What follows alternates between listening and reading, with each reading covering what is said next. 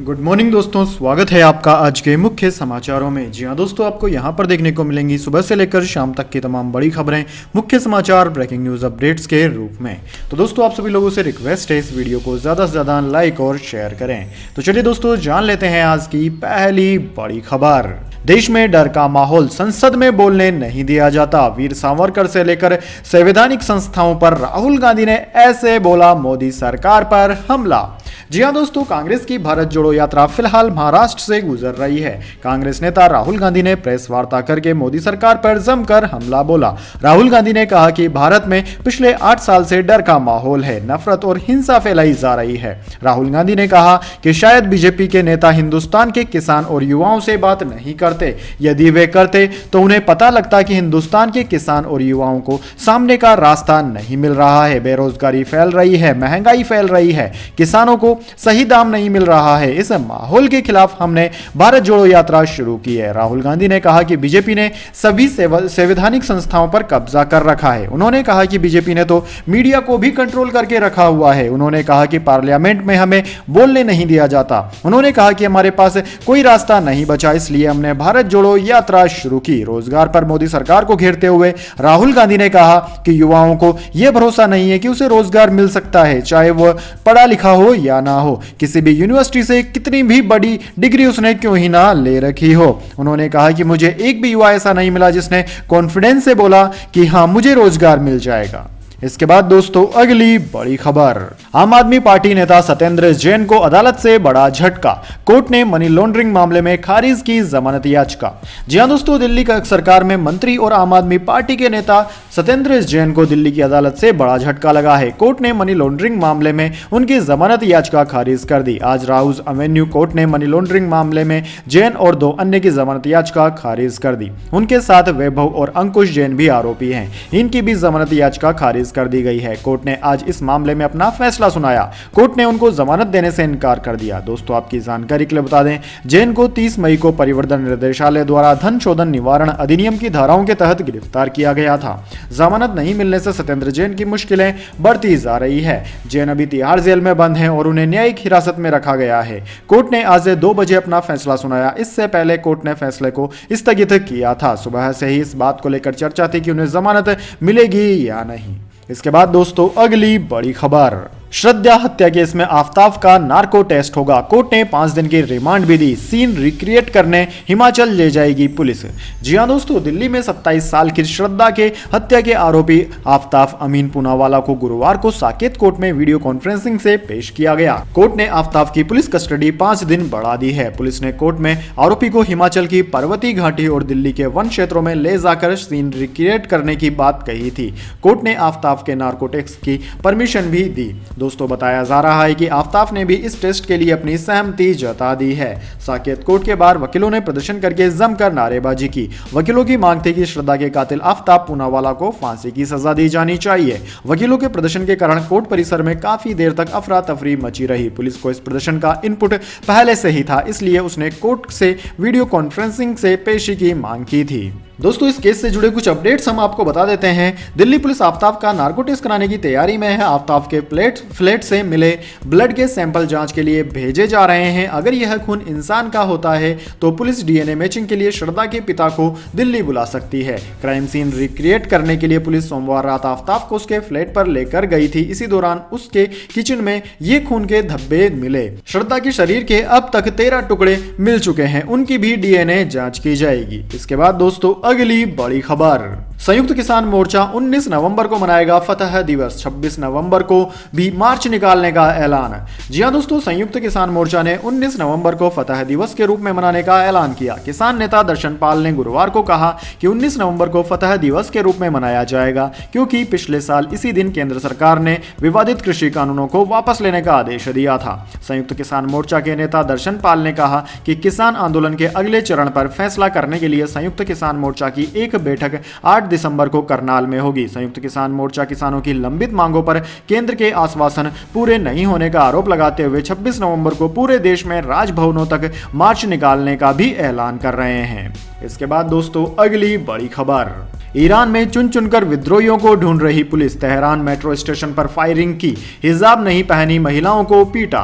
जी हां दोस्तों, ईरान में हिजाब के खिलाफ प्रदर्शन जारी है। इसी बीच एक वीडियो सोशल मीडिया पर काफी वायरल हो रहा है। इस वीडियो में सुरक्षा बल तेहरान के मेट्रो स्टेशन पर मौजूद लोगों पर गोलियां चलाते हुए नजर आ रहे हैं। न्यूज एजेंसी AFP के मुताबिक स्टेशन पर मौजूद लोगों में से ऐसी महिलाएं भी शामिल हैं जिन्हें हिजाब नहीं पहना हुआ है। वायरल वीडियो में देखा जा सकता है कि मेट्रो स्टेशन पर मौजूद भीड़ पर अचानक फायरिंग शुरू हो जाती है, जिसके बाद वहां भगदड़ का माहौल बन जाता है। लोग एक दूसरे के ऊपर गिरने लग जाते हैं। वहीं एक दूसरी वेरीफाइड वीडियो में दावा किया गया है कि बिना यूनिफॉर्म के यानी कि सादा कपड़ों में मौजूद पुलिस ने हिजाब नहीं पहनने वाली महिलाओं के साथ मारपीट शुरू कर दी, उन पर गोलियां भी चलाई गई। इसके बाद दोस्तों अगली बड़ी खबर, ईडी ने टीएमसी नेता अनुब्रत मंडल को किया गिरफ्तार, मवेशी तस्करी मामले में कार्यवाही।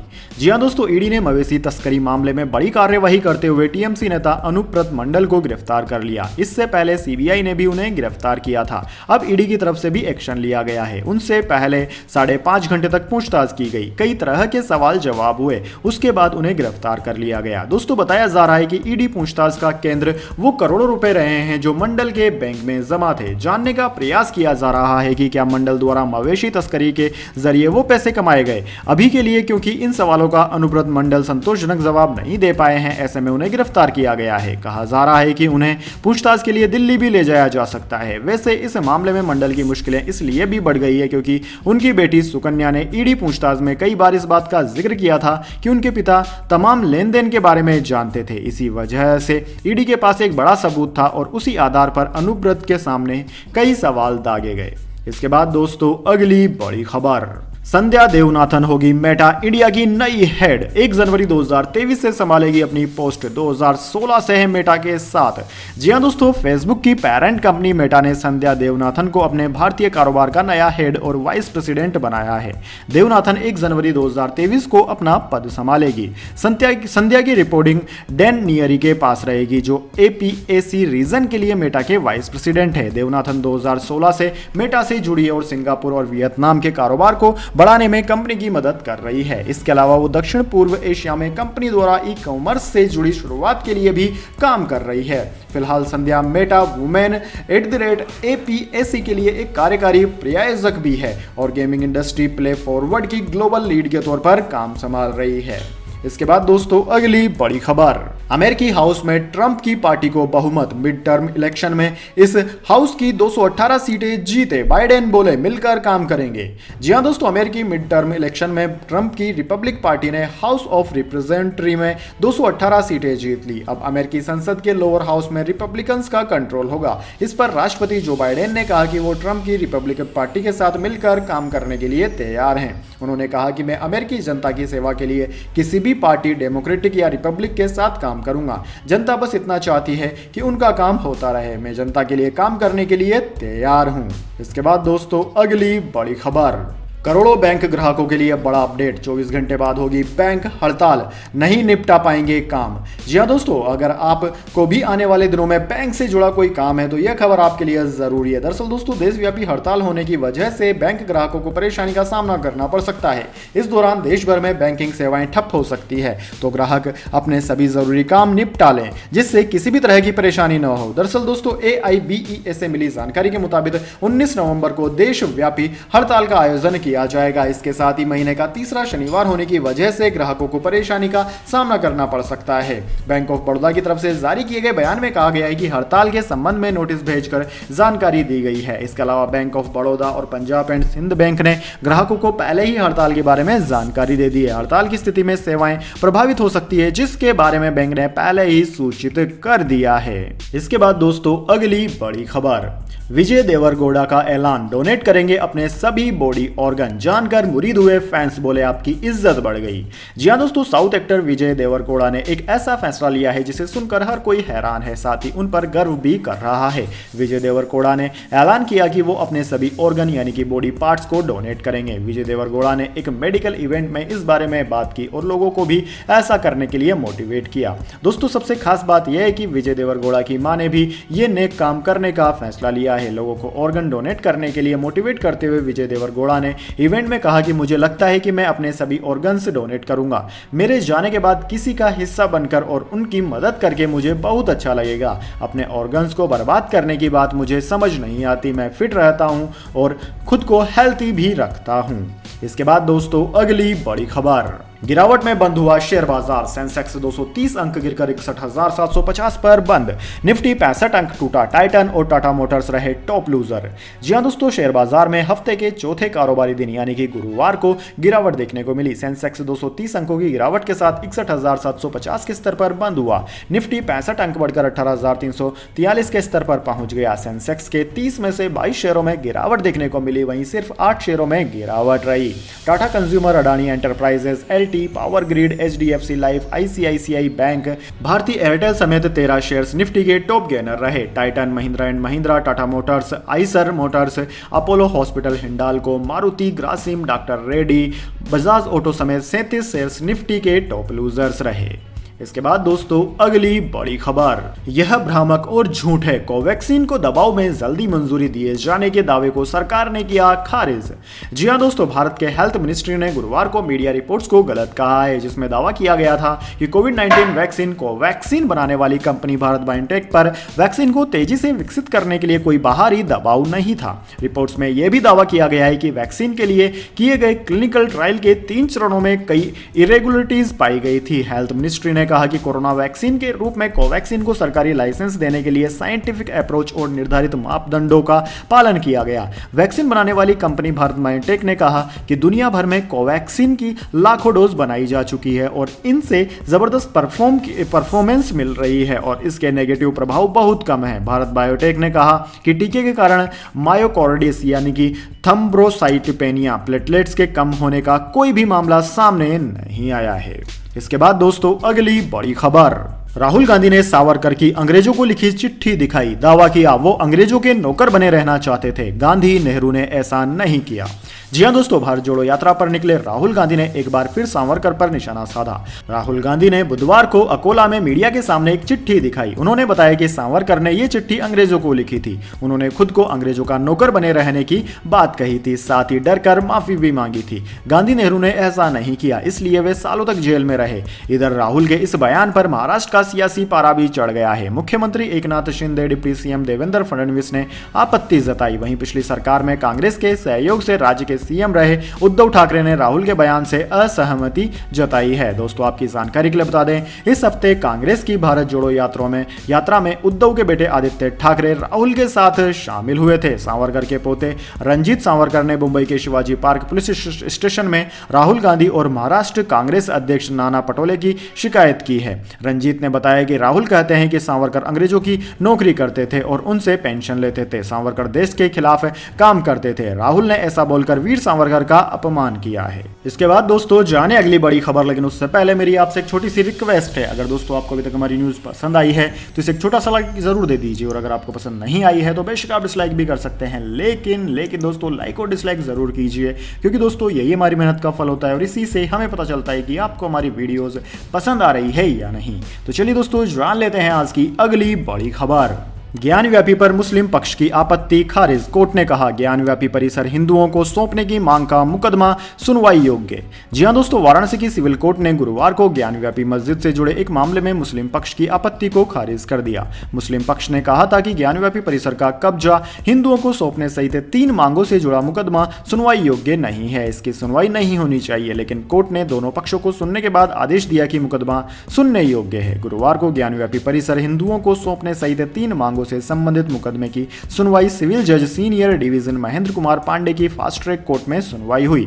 जिन 3 मांगों पर सुनवाई होनी थी वह मुकदमा विश्व वैदिक सनातन संघ के प्रमुख जितेंद्र सिंह विसेन की पत्नी किरण सिंह विसेन और अन्य ने दाखिल किया है। इस पर अंजुमन इंतेजानिया मस्जिद कमेटी ने आपत्ति दाखिल की थी। कमेटी ने कहा था कि किरण सिंह विसेन की यह याचिका सुनवाई योग्य नहीं है। इसके बाद दोस्तों अगली बड़ी खबर, सोने की कीमतों में बड़ी गिरावट, खरीदने का है बेहतरीन मौका। जी हां दोस्तों, भारतीय वायदा बाजार में आज हफ्ते के चौथे कारोबारी दिन सोना का दाम गिर गए। अंतर्राष्ट्रीय बाजार में भी आज सोने और चांदी की कीमतों में गिरावट देखी गई। वहीं दोस्तों मल्टी कमोडिटी एक्सचेंज MCX पर आज सोने का भाव 0.25% गिरकर ट्रेड कर रहा है, जबकि चांदी आज MCX पर 0.71% गिर गई है। मल्टी कमोडिटी एक्सचेंज पर 24 कैरेट शुद्धता वाले सोने का भाव सुबह 9:10 तक 131 रुपए गिरकर 52,931 रुपए प्रति 10 ग्राम पर कारोबार कर रहा था, जबकि चांदी का रेट 443 रुपए गिरकर 61,554 रुपए पर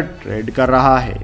इसके बाद दोस्तों अगली बड़ी खबर, आपने भी जरूर इस पेन का इस्तेमाल किया होगा। बनाने वाली कंपनी पर CBI ने की FIR, 750 करोड़ रुपए का फ्रॉड किया गया है। जी हां दोस्तों, केंद्रीय अन्वेषण ब्यूरो यानी कि CBI ने रोटोमैक ग्लोबल और उसके निदेशकों के खिलाफ धोखाधड़ी का एक मामला दर्ज कराया है। रिपोर्ट के मुताबिक पेन बनाने वाली कंपनी पर बैंक ऑफ इंडिया के नेतृत्व वाले 7 बैंकों के गठजोड़ का कुल 2,919 करोड़ रुपए का बकाया है। इनमें इंडियन ओवरसीज बैंक का हिस्सा 23% है। CBI को बैंक की ओर से मिली शिकायत में आरोप लगाया है कि कंपनी को 28 जून 2012 को 500 करोड़ रुपए की non fund based credit limit की मंजूरी दी गई थी, जबकि 750.54 करोड़ रुपए की बकाया राशि में चूक के बाद खाते को 30 जून 2016 को गैर निष्पादित आस्ति घोषित कर दिया गया था। रोटोमैक पर इंडियन ओवरसीज बैंक की ओर से आरोप लगाया गया है। आरोप यह भी है कि कंपनी ने गलत तरीके से 750.54 करोड़ रुपए का लाभ कमाया, जिसकी वसूली नहीं हो सकी। इसके बाद दोस्तों अगली बड़ी खबर, शिंदे गुट ने बाला साहेब की प्रतिमा पर चढ़ाए फूल, नाराज उद्धव खेमे ने छिड़का गंगा जल। जी हां दोस्तों, महाराष्ट्र की राजनीति में उद्धव बनाम एकनाथ शिंदे की लड़ाई हर एक बीतते दिन के साथ और बढ़ती जा रही है। सत्ता परिवर्तन के बाद भी जमीन पर सियासी तनाव कम होने के बजाय बढ़ता ही जा रहा है। हालात ऐसे बन गए हैं कि बाला साहेब ठाकरे की 10वीं बरसी पर भी दोनों गुटों के दिल नहीं मिले। इसी वजह से जब एकनाथ शिंदे के समर्थकों ने बाला साहेब ठाकरे की प्रतिमा को पर फूल चढ़ाए तो नाराज उद्धव गुट ने वहां पर गंगा जल छिड़क दिया। जानकारी के लिए बता दें कि गुरुवार को शिंदे गुट के नेता पुणे के सरसबाग में बाला साहेब ठाकरे की 10वीं बरसी पर इकट्ठा हुए थे। उनकी तरफ से वहां पर बाला साहेब की प्रतिमा पर फूल भी चढ़ाए गए। लेकिन राज्य में इस समय जिस प्रकार की सियासत चल रही है, उसे देखते हुए उद्धव खेमे ने इस मौके पर भी शिंदे गुट पर निशाना साधने का मौका नहीं छोड़ा। बिना बयानबाजी किए उस स्थल को गंगा जल से साफ किया गया। संदेश यह दिया गया कि एकनाथ शिंदे और उनके समर्थकों को बाला साहेब को याद करने का कोई हक नहीं है। इसके बाद दोस्तों अगली बड़ी खबर, MCD इलेक्शन 2022, बीजेपी ने जारी की स्टार प्रचारकों की लिस्ट, 40 नेताओं के नाम हैं शामिल। जी हां दोस्तों, दिल्ली में MCD चुनाव का भी गुल बज चुका है। दिल्ली नगर निगम के चुनावों को लेकर सभी दलों ने चुनाव प्रचार भी तेज कर दिया है। इसी बीच भारतीय जनता पार्टी ने MCD चुनाव के लिए पार्टी के स्टार प्रचारकों की सूची जारी की है।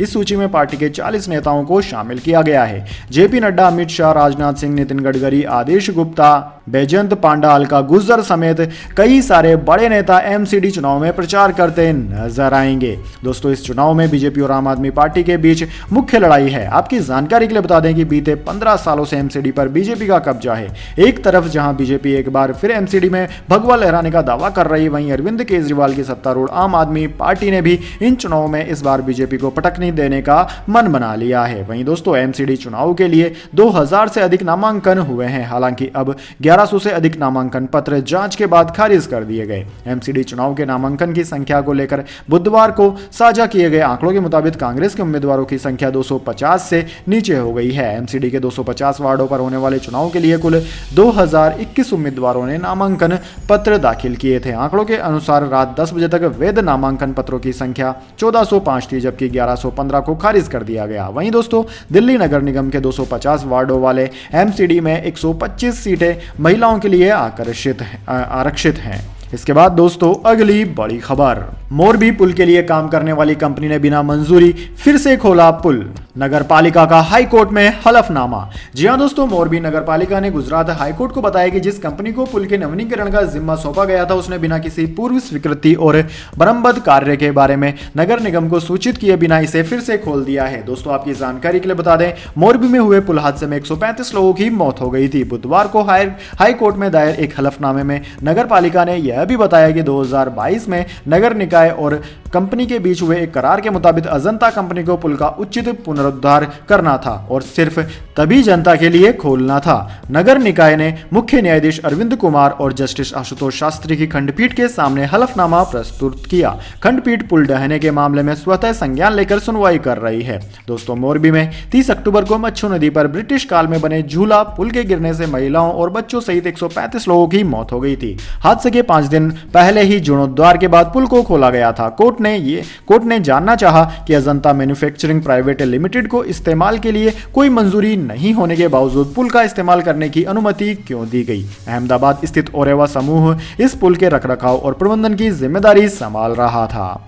तो दोस्तों, यह थी आज की तमाम बड़ी खबरें। इसके बाद दोस्तों बारी आती है आज के माइंड क्यूज क्वेश्चन की। जी हाँ दोस्तों, एक आसान से सवाल का जवाब देकर आप जीत सकते हैं एक अमेजिंग सरप्राइज गिफ्ट हमारे यूट्यूब चैनल की ओर से। तो दोस्तों, आज का सवाल आपकी स्क्रीन पर आ चुका है। मैजिशियन ऑफ हॉकी यानी कि हॉकी का जादूगर किसे जाना जाता है? जी हाँ दोस्तों, अगर आप जानते हैं उस व्यक्ति को जिसको कि हॉकी के जादूगर के नाम से जाना जाता है, सुप्रसिद्ध है, तो जल्दी से उनका नाम कमेंट बॉक्स में लिख दीजिए। अगर दोस्तों आपका जवाब होता है एकदम सही और आप चुन जाते हैं लक्की विजेता के रूप में, तो आपको मिल सकता है एक अमेजिंग सरप्राइज गिफ्ट हमारे यूट्यूब चैनल की ओर से। तो दोस्तों, जल्दी से अपना उत्तर कमेंट बॉक्स में लिख दीजिए, वीडियो को लाइक कर लीजिए और चैनल को सब्सक्राइब करके बेल आइकन भी दबा लीजिए। धन्यवाद। वंदे मातरम। जय हिंद, जय भारत।